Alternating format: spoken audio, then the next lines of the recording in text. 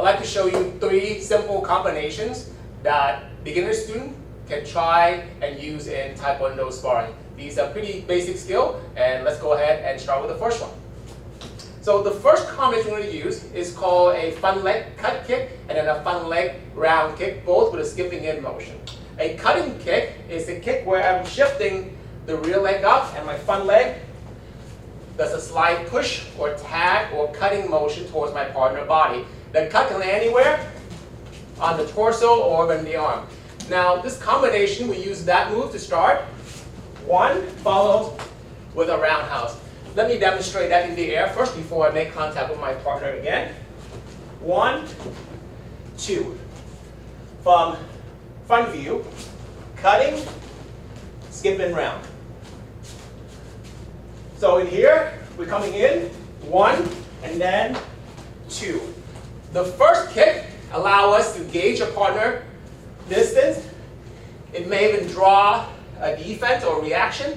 And then the second one is where we actually strike. Let's switch place of position because I want to show you this angle. The combination is skip or cut and then round. On that first move, be careful not to cut so hard that you push far out of range. We're going to cut just enough to feel, and then the second kick is our sparring shot. So one more demonstration from this perspective, cutting and roundhouse. I'll do one solo here from this angle, cutting, skip round.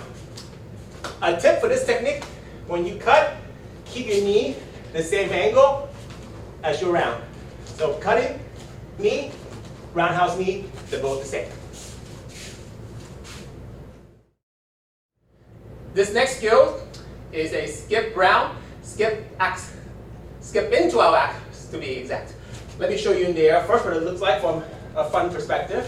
I'm coming in for a front leg skip round. As I land, I shift my rear leg up, the same leg come up for a narrow angle into out kick or into out axe kick. You're going to end up hitting more likely the into out version versus the downward axe version. Now with a partner, it will look more like this. 1 from here, I'm going to shift, and 2. Now if my partner doesn't move, then we do it in place. If my partner moves, 1, I come in on the second kick. I want to point out an important aspect of this technique is that you have to commit your body. If we stand out here, this is a lot easier for him to see and to respond. If we come in deep, he backs up. I'm coming way closer, and the angle of the block is much harder to pull up. So let me demonstrate in the air without my partner. I'm here. 1, 2. You may see that my knee on the into axe come up slightly bent, and that bend allows me to control the height of the kick. If my knee is here, I have a certain height or even reach.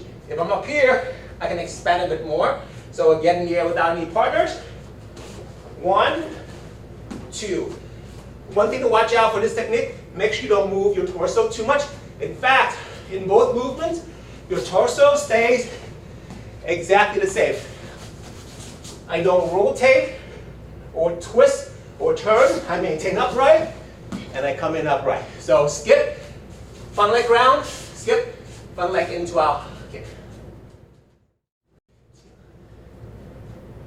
This next combination will be a rear leg round followed by a rear leg axe kick. This is not a standard axe kick, it's actually a modified for sparring. We're going to do a couple of things with it. Let me show you first from your point of view, this combination.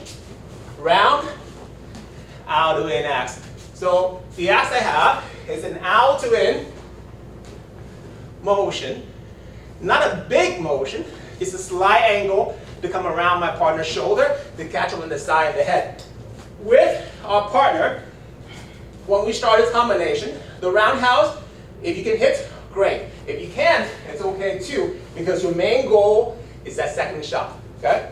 Now, a couple of tips. On that first shot, on that roundhouse, I want to land forward to close that distance for the out and axe kick. Let's switch place with our partners. What I mean is from here My partner may even move back on that roundhouse a bit, and then I'll come around on that out to in. We want to avoid a big out to in motion, because if we go big, the motion shows the kick too much. My partner will have time to react or escape. Rather, make the angle fairly narrow. 1, and then come across 2. You sacrifice some power, but you're coming in a lot more effectively with that.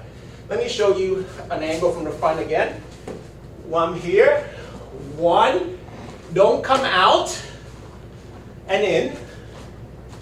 Instead, 1 up and over. So the angle of the kick is much more narrow than a standard out to in.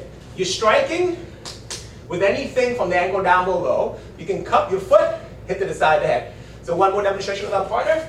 I'm here, rear leg round, come in, out to in, exhale.